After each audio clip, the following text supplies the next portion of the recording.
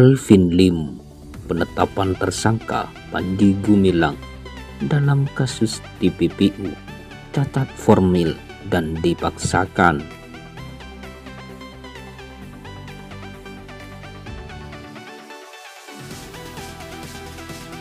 Pimpinan Pondok Pesantren Al-Zaitun Abdus Salam Panji Gumilang menggugat Diktipideksus Bareskrim Polri yang menetapkan dirinya sebagai tersangka kasus dugaan tindak pidana pencucian uang atau TPPU.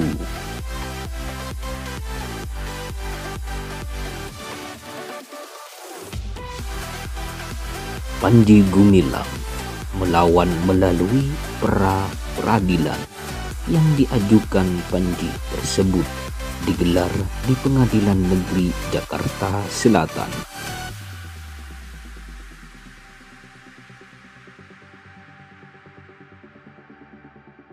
Sidang dengan nomor perkara 47-PIT-PRA-2024-PN JKT-SEL dihadiri tim kuasa hukum Panji Gumilang dipimpin Alvin Lim dan tim kuasa hukum termohon.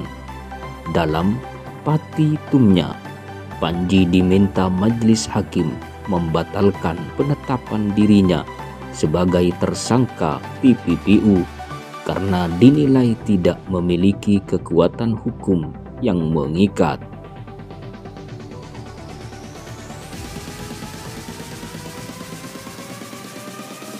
Tak hanya itu, Panji Gumilang juga meminta Bareskrim Polri untuk mengembalikan seluruh aset Pondok Pesantren Al-Zaitun yang telah disita dan diblokir ke bentuk semula dalam tempo 3x24 jam sejak putusan tersebut dibacakan.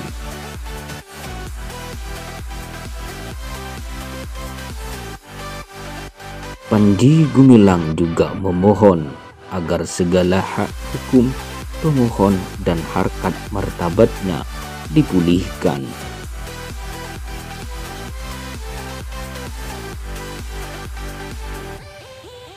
Menurut kuasa hukum Panji Gumilang, Alvin Lim menilai banyak pelanggaran hukum atas penetapan tersangka terhadap kliennya.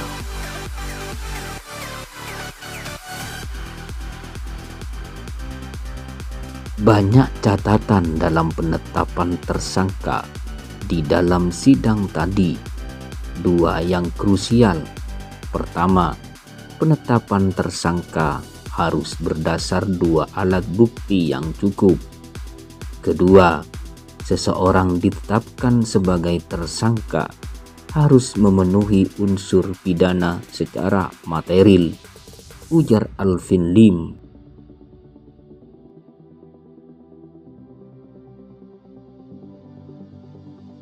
Alvin Lim juga mempersoalkan bukti yang tertera dalam tahap T19 Kejaksaan Negeri Jakarta Selatan, sebab kejaksaan menerima berkas dari penyidik kepolisian tanpa mengecek lebih dalam.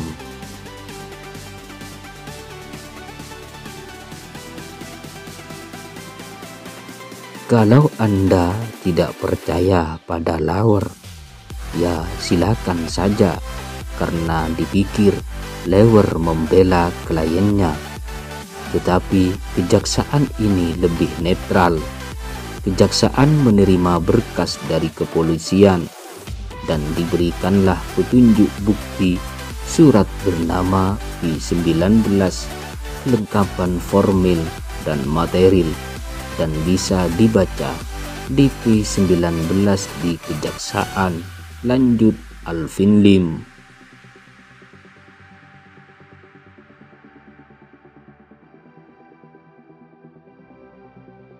Selain itu, Alvin Lim juga menegaskan keterangan saksi dalam berkas perkara tidak menjelaskan adanya unsur pidana pada kasus ini.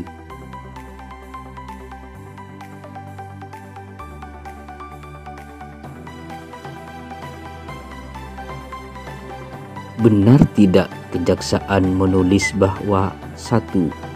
Belum ada bukti permulaan yang cukup.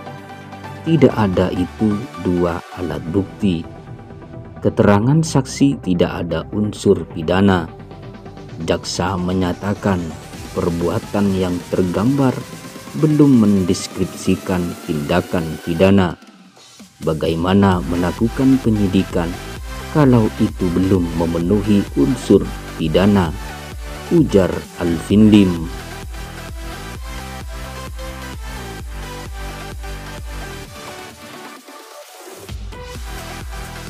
Alvin menambahkan, jika kasus ini sudah memenuhi unsur pidana, maka harus ada 2 alat bukti.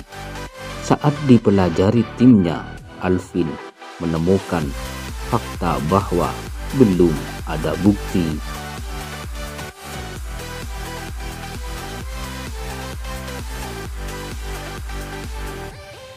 Disuruh periksa ahli TPPU ini, belum ada pemeriksaan TPPU. Jadi saya bongkar saja surat P19 kejaksaan yang diberikan ke kepolisian untuk dilengkapi. Kalau kita berbohong, jaksalah yang berbohong kepada kepolisian, karena jaksa yang menyidangkan di pengadilan terhadap perbuatan yang disangkakan kepada Panji Gumilang, yaitu TPPU, dan jaksa melihat tidak ada bukti dan belum ada unsur. Jadi, bagaimana penyidikan yang belum lengkap ditetapkan tersangka, tegas Alvin Lim.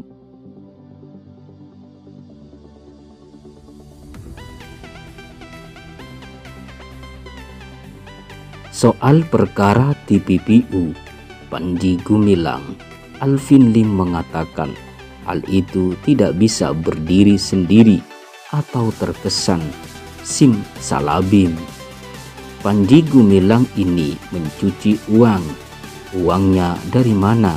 Itu harus dibuktikan dahulu predikat kejahatan awal. Kalau itu terbukti, baru uang yang dihasilkan dari kejahatan itu dicuci, katanya.